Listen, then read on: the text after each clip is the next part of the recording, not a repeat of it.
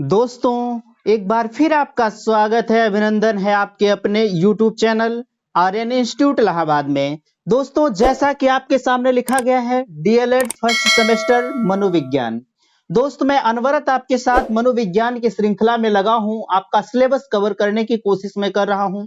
एक चीज मैं आपसे कहना चाहूंगा दोस्त, अगर मैं आपके लिए मेहनत कर रहा हूं तो कहीं ना कहीं आपका भी यह धर्म बनता है कि आप भी मेरा सपोर्ट करें, ठीक है। अगर आपका सपोर्ट नहीं होता है तो कहीं ना कहीं मेरे लिए निराशाजनक बातें उत्पन्न होती हैं। मैं आपसे फिर कहना चाहूंगा दोस्त, आप अपना सहयोग बनाए रखें। जहां तक हो सकता है मैं अपना सहयोग आपके लिए करने के लिए हमेशा तत्पर रहता हूं। ठीक है, चलिए देखिए, यहाँ सबसे पहली चीज लिखी गई है मनोविज्ञान। हमने संवेगात्मक विकास, ठीक है। ऑलरेडी मैं संवेगात्मक विकास पर आपसे बातें कर चुका हूं। आज का यह मेरा टॉपिक नहीं है, ठीक है। अगर आप इस वाले टॉपिक को नहीं देखा है तो आप मेरे प्रीवियस लेक्चर में जाइएगा, वहां से हमने आपको हैंडराइटिंग नोट्स प्रोवाइड किया है। मैं आपसे कहना चाहूंगा दोस्त, अगर आप हैंडराइटिंग नोट्स प्राप्त करना चाहते हैं तो आप मेरे Telegram link Aryan institute Allahabad करके सर्च कीजिएगा, वहां से आपको लिंक मिलेगी, वहां से आप उसे ज्वाइन कीजिएगा। हम वहां पर पीडीएफ के रूप में वहां आपके सामने शेयर कर देंगे, वहां से आप प्राप्त कर सकते हैं, ठीक है। चलिए देखिए, उसके बाद हमारा जो आता है संवेग का अर्थ, इसको भी हमने ऑलरेडी आपके सामने क्लियर किया है। आज सवाल उठता है संवेगों का प्रकार, ठीक है। हम आज आपसे बात करेंगे संवेगों के कितने प्रकार होते हैं, आपसे मैं विस्तृत रूप से बात करूंगा। देखिए, संवेग के बारे में जानना आपके लिए बहुत आवश्यक है, क्योंकि क्योंकि संवेग से तमाम तरह की बातें निकलती हैं कि संवेग क्या होता है। हमने पहले भी बताया है संवेग कैसे होता है, इन सब के बारे में ऑलरेडी आपने देखा है। अगर आप पिछला लेक्चर नहीं देखे हैं, जाहिर सी बात है, अगर आप ये दोनों लेक्चर नहीं देखे तो आप इसे समझ नहीं पाएंगे, ठीक है। इसलिए मैं फिर से आपसे कहूंगा, प्लेलिस्ट बनी हुई है, वहां से आप जाइए दोस्त, प्लेलिस्ट ओपन कीजिएगा, वहां सीरियल से लेक्चर पड़ा हुआ है, आप उसे पहले देखिएगा, ठीक है। देखिए, स्क्रीनशॉट के साथ मैं आपको बताने का प्रयास कर रहा हूं। देखिए, स्क्रीनशॉट लगा है, पहली चीज लिखा गया है कि संवेगों के प्रकार। हमारा यहाँ बोर्ड पर भी हमने लिखा है कि संवेगों के प्रकार में बात आती है मैकडूगल के अनुसार मूल प्रवृत्तियों की संख्या। देखिए, अब आपके सामने आ रहा है एक नया जो नई बातें निकल कर आ रही है, मूल प्रवृत्ति। आपके मन में आ रहा होगा, आप तो संवेग पढ़ा रहे हैं बट इसमें मूल प्रवृत्ति कहां से आ गई। मैं उस पर भी बात करूंगा। एक चीज जानिएगा, जो भी जितने भी संवेग होते हैं, अगर देखा जाए तो 14 प्रकार के हमारे संवेग होते हैं और प्रत्येक संवेग का प्रत्येक जो संवेग की अपने मूल प्रवृत्ति होती है, ठीक है। तो उस पर भी मैं बात करूंगा। स्क्रीनशॉट लगा है, दिख भी रहा होगा, प्रत्येक संवेग का मूल प्रवृत्ति लिखा गया है। यह आपके परीक्षा की दृष्टि से बेहद इंपॉर्टेंट चीजें हैं, ठीक है। देखिए, लिखा गया है कि मैकडूगल के अनुसार मूल प्रवृत्तियों की संख्या 14 बताई गई है और प्रत्येक मूल प्रवृत्ति का एक संवेग अवश्य होता है। ऐसा नहीं है कि कोई संवेग होगा जिसकी कोई मूल प्रवृत्ति नहीं होती होगी। मूल प्रवृत्ति क्या होती है, आप इसके वर्ड से ही समझ पा रहे हैं कि मूल प्रवृत्ति क्या होती है, ठीक है। देखिए, लिखा गया है, एक तरफ हमने मूल प्रवृत्ति लिखा है, एक तरफ संवेग लिखा है। इसमें पहला लिखा, एक चीज आप नोट कीजिएगा, आपसे बार बार परीक्षाओं में पूछा जाता है कि मूल प्रवृत्तियों की संख्या कितनी होती है, ठीक है। तो जाहिर सी बात है कि मूल प्रवृत्तियों की संख्या 14 होती है, आप देख पा रहे हैं। बट इसमें एक क्वेश्चन हमारा और बनता है कि यह जो 14 मूल प्रवृत्तियां बताई गई हैं, यह किसके अनुसार बताई गई हैं। तो 4 ऑप्शन दे दिया जाएगा, उसमें से एक मैकडूगल महोदय रहेंगे। आप मैकडूगल महोदय को भैया याद किए रहेंगे, क्योंकि यह बार बार परीक्षाओं में पूछा जाता है। इसलिए हमने इंपॉर्टेंट करके लिखा है कि मैकडूगल के अनुसार मूल प्रवृत्तियों की संख्या 14 होती है और प्रत्येक मूल प्रवृत्ति का एक अपना संवेग अवश्य होता है, ठीक है। इतनी बातें आपको समझ में आई होंगी। बात आती है कि हमने एक तरफ 2 कॉलम बनाया हुआ है, एक तरफ हमने मूल प्रवृत्ति लिखा है और दूसरी तरफ जो है संवेग लिखा है, आपके सामने दिख रहा है। देखिए, पहला लिखा है कि मूल प्रवृत्ति में आप देखेंगे, पहली मूल प्रवृत्ति लिखी गई है युयुत्सा, ठीक है। युयुत्सा का जो संवेग होता है वह क्रोध होता है। अब जरा सा आप विचार करें, क्रोध क्या होता है। हम भैया ये सब बातों पर बात नहीं करेंगे आपसे, आप क्रोध को जानते हैं। हमने आपको कल ही बताया था एक परिभाषा के रूप में कि संवेग व्यक्ति की उत्तेजित दशा होती है। उत्तेज आदमी उत्तेजित कब होता है, जब किसी बात के लिए इंसान क्रोधित होता है, वही क्रोधित वाली अवस्था उसकी उत्तेजना कहलाती है, ठीक है। आगे अगर हम बात करें पलायन, ठीक है, पलायन का जो संवेग होता है वह डर होता है। आप इसे कहानी के रूप में अगर याद करें तो बेहद आसान से याद होगा। पलायन आदमी कब करता है? जब किसी चीज से आदमी डर जाता है तो वहां से छोड़ के भाग जाता है, ठीक है, इस तरह से याद करें। आगे निवृत्ति, निवृत्ति देखिए, निवृत्ति अगर हम बात करें, निवृत्ति का जो संवेग होता है वह घृणा होता है। और आगे जिज्ञासा की जो मूल प्रवृत्ति है, जिज्ञासा मूल प्रवृत्ति का संवेग क्या होगा? जाहिर सी बात है कि आपके सामने नजर आ रहा है आश्चर्य, ठीक है। आगे लिखा गया है संतान रक्षा या वात्सल्यता, ठीक है, संतान रक्षा या वात्सल्यता, इसका मतलब इसकी जो मूल प्रवृत्ति हो, सॉरी, संवेग होगा, इसकी जो संवेग होगा वह स्नेह होगा या पुत्र कामना होगा। जब आप पुत्र कामना या स्नेह की भावना रखते हैं तो जाहिर सी बात है कि संतान रक्षा और वात्सल्यता नामक मूल प्रवृत्ति निकल कर आती है। आगे अगर हम बात करें दीन या दैन्यता, इसके वर्ड से ही क्लियर है कि इसकी जो संवेग होगा, इसका संवेग भैया आत्महीनता होगा। जब आदमी आत्महीन हो जाता है तो उसके पास कहीं ना कहीं दीनता की स्थिति आ जाती है। दैन्यता, दीनता आप समझ सकते हैं कि एक दीनहीन व्यक्ति कैसे हो सकता है। आगे आत्मगौरव या आत्मगौरव का जो मूल प्रवृत्ति है, संवेग है, वह संवेग थोड़ा सा हमने उल्टा लिखा है। इसको पहले हमें संवेग लिखना चाहिए था, उसके बाद मूल प्रवृत्ति। खैर आपके लिए समझने के लिए सफिशियंट है, आप याद करेंगे। आप पहले लिख लेंगे संवेग, उसके बाद मूल प्रवृत्ति लिखेंगे। इसलिए हम बार बार यही कह रहे हैं कि पहले संवेग, ठीक है। थोड़ा सा कहने में अटपटा लग रहा है लेकिन आप समझ जाएंगे, आप इतने समझदार हो चुके हैं, ठीक है। आगे देखिए आत्मगौरव, आत्मध्यान हो गया। उसके बाद प्रार्थना, प्रार्थना आदमी कब करता है? जब इंसान दुखी होता है तब कहता है अरे भगवान, ठीक है। भगवान का नाम लोगों को तभी याद आता है जब इंसान कहीं कष्ट में होता है और कहीं दुख में होता है। आगे यानी कि प्रार्थना जो मूल प्रवृत्ति है, इसके हम संवेग की अगर बात करें तो इसका संवेग होता है दुख। सामूहिकता क्या होती है, ठीक है।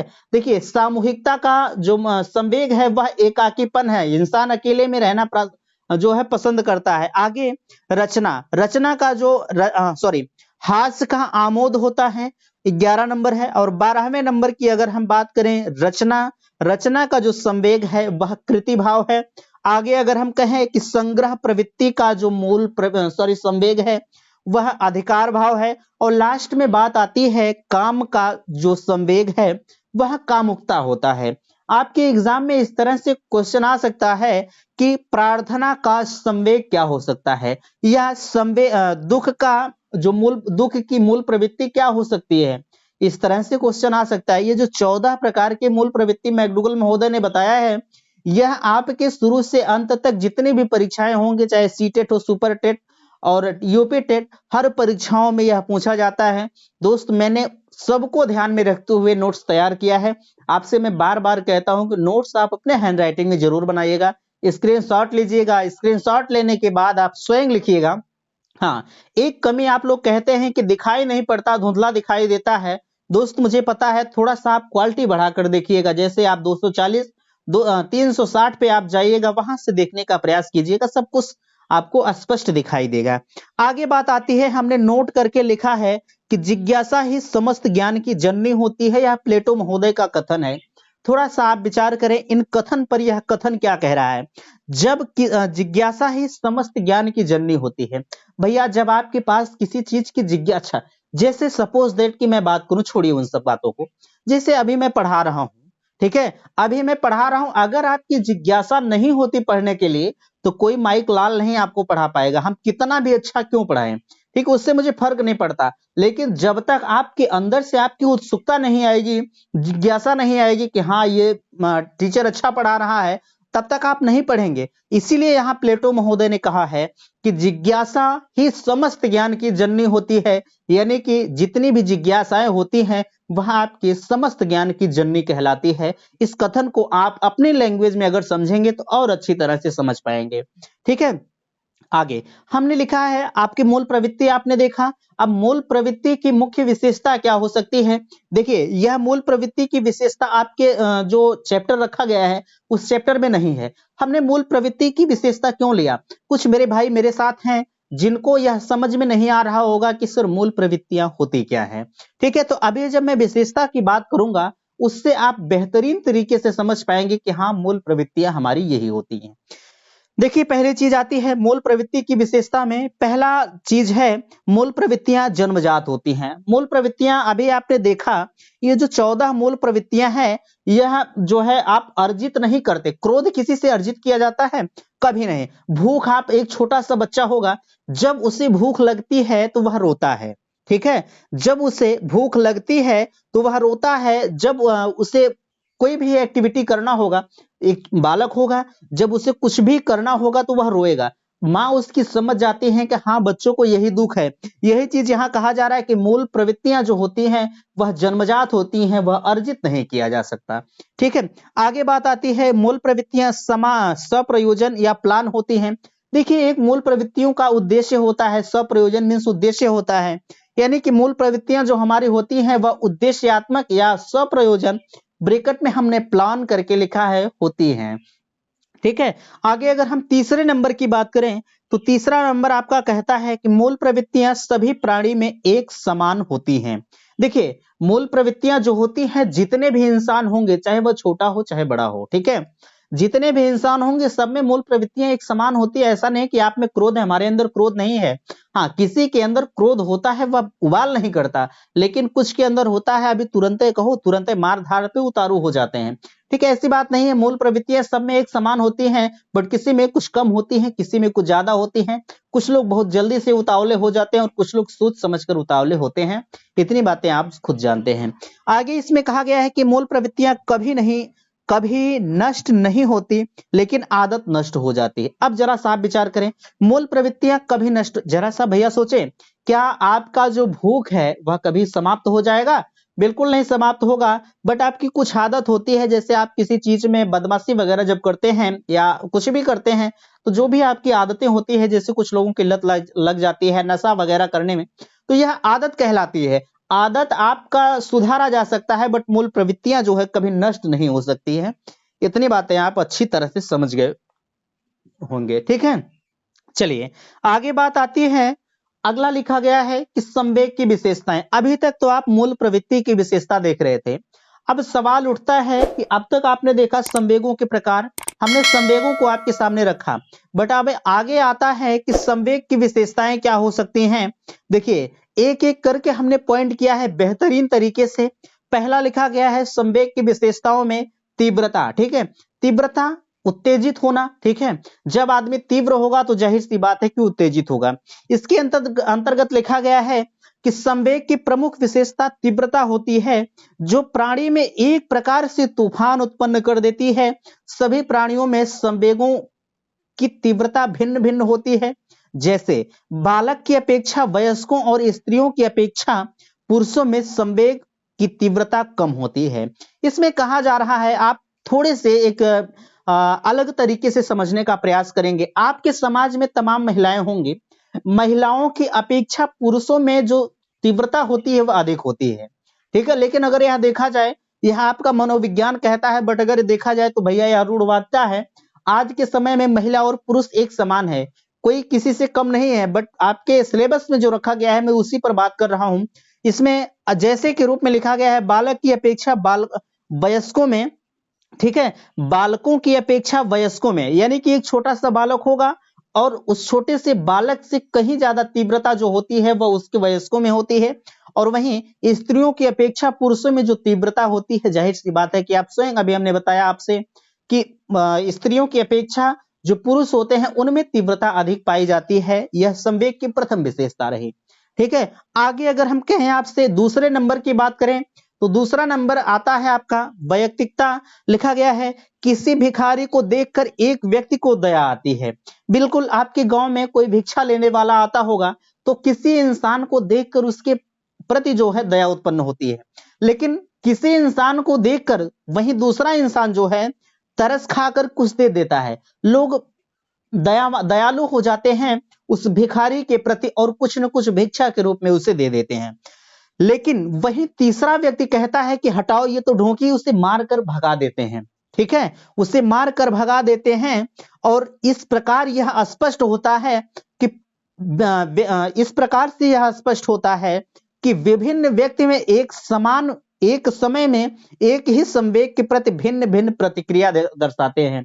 जैसे यहाँ स्पष्ट तौर पर लिखा गया है कि विभिन्न व्यक्ति एक ही समय में, ठीक है, जितने भी व्यक्ति हैं एक ही समय में विभिन्न प्रकार से वह प्रतिक्रिया दर्शाते रहते हैं। यानी कि एक भिखारी को देखकर हमें तरस आई, लेकिन अगर वहीं हम दूसरे भिखारी को देखें तो हमने उसे दे दिया, और वहीं अगर तीसरे को देखें तो हमें लगा कि ये तो ढोंगी है, उसे हमने मारकर खेद दिया।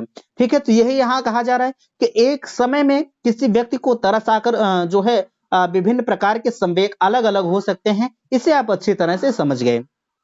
आगे अगर हम तीसरे नंबर की बात करें तो तीसरा नंबर आपका आता है दृढ़ता। ठीक है, अब दृढ़ता क्या होती है इसे आप अच्छी तरह से समझ पा रहे हैं। देखिए, दृढ़ता संवेग के प्रति दृढ़ता की प्रवृत्ति होती है।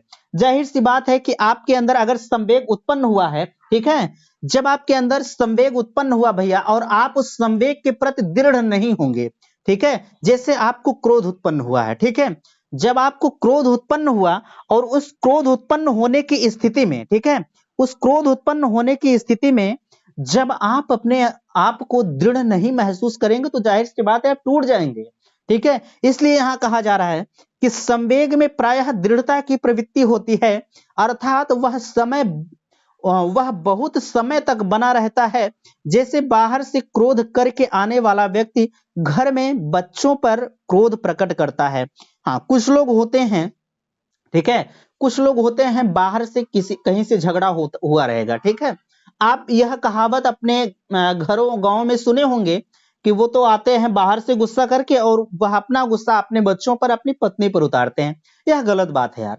आप जहां से गुस्सा होकर आए भैया वहीं शांत कर दीजिए। घर पर आएंगे तो जाहिर सी बात है कि समस्या उत्पन्न होगी, मुझे पता है, ठीक है। वही चीज यहाँ कहा जा रहा है कि बाहर से क्रोध करके आने वाला व्यक्ति घर में बच्चों पर क्रोध प्रकट करता है। या गलत बात है, आप दृढ़ता के लैंग्वेज में आप इसे समझ सकते हैं। यह क्या हो सकता है। आगे अगर हम मूल प्रवृत्तियों से संबंध, ठीक है, अब जो आपका संवेग है, सुनिएगा, अब जो आपका संवेग है इसका किस प्रकार से संबद्ध है मूल प्रवृत्तियों से, ठीक है।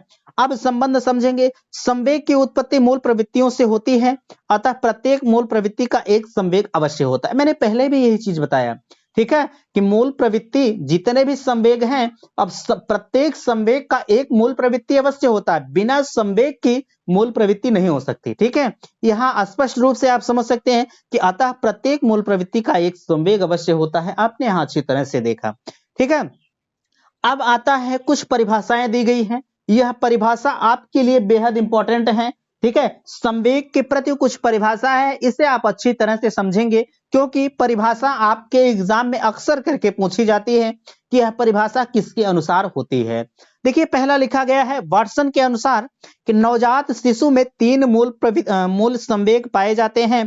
पहला है क्रोध, भय और स्नेह। ठीक है, देखिए, यह कहने का मतलब यह है जो नवजात शिशु उत्पन्न होता है, जब नवजात शिशु पैदा होता है तो उस शिशु के अंदर सिर्फ तीन प्रकार के संवेग पाए जाते हैं।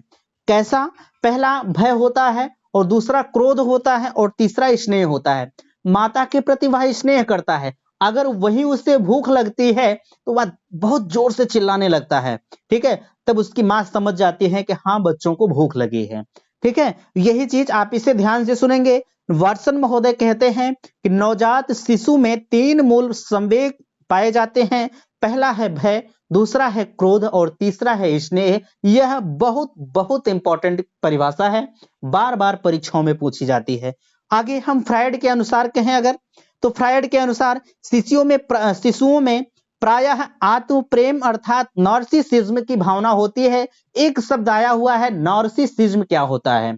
ठीक है, नार्सिसिज्म होता है एक बालक होगा, ठीक है, छोटा सा बालक होता है, आप स्वयं देखे होंगे, आपके पास पड़ोस आपके घर में एक छोटा सा बालक होगा, उसके अंदर आत्म प्रेम की भावना होती है। अभी किसी छोटे बच्चे को यही मारकर दिए, वो उससे मुझे नहीं मतलब है कि यह मारकर मेरा है। ठीक है, अगर उसके हाथ में यह मार्कर चला गया तो वह मार्कर दोबारा हमको नहीं देगा, क्योंकि मार्कर से उसे प्रेम हो जाता है। यही चीज यहाँ कहा जा रहा है कि शिशुओं में प्रायः आत्म प्रेम अर्थात नार्सिसिज्म की भावना होती है। एक छोटा सा बालक होता है, वह अपने आप से प्रेम करता है कि नहीं, यह चीज तो मेरी है, हम किसी को नहीं देंगे। ठीक है, वह बार बार लेंगे, आपको नहीं देगा। और आप जबरदस्ती जब आप उससे ले लेंगे तो वह रोने लगता है। आप इसी वर्ड को याद रखेंगे, यह बार बार आपको परेशान करेगा। नार्सिसिज्म जो लिखा गया है, नार्सिसिज्म आपसे पूछा जा सकता है कि नार्सिसिज्म की भावना होती है, आप कहेंगे किसमें होती है, आप कहेंगे शिशुओं में होती है। ठीक है, यह फ्रायड महोदय का कथन था। और इसमें अगला कथन फ्रायड के ही अनुसार आता है कि 4 से 5, ठीक है, 4 से 5 वर्ष की उम्र में बालक में मातृ प्रेम या पितृ प्रेम। देखिए एक चीज बेहद इंपॉर्टेंट है, लिखा गया है कि फ्रायड के अनुसार 4 से 5 वर्ष की उम्र में बालक में मातृ प्रेम या पितृ विरोधी भावना ग्रंथि का विकास हो जाता है। देखिए यह एक होता है इलेक्ट्रा कॉम्प्लेक्स और दूसरा होता है ऑडिपस कॉम्प्लेक्स। ठीक है, हिंदी में कहें, हिंदी में होता है मातृ प्रेम और दूसरा होता है पितृ प्रेम। ठीक है, देखिए इलेक्ट्रा कॉम्प्लेक्स क्या होता है, इलेक्ट्रा, देखिए यह बार बार आपसे पूछी जा सकती है। ठीक है, मातृ प्रेम और पितृ प्रेम ग्रंथि। ठीक है, देखिए इसी को हम कहते हैं इलेक्ट्रा कॉम्प्लेक्स और दूसरा हमारा होता है ऑडिपस कॉम्प्लेक्स। देखिए पहला आता है कि यह लड़कियों में पाई जाती है, यह जो इलेक्ट्रा कॉम्प्लेक्स होती है, ठीक है, यह इलेक्ट्रा कॉम्प्लेक्स, पहली चीज आप ध्यान दीजिएगा, यह लड़कियों में पाई जाती है।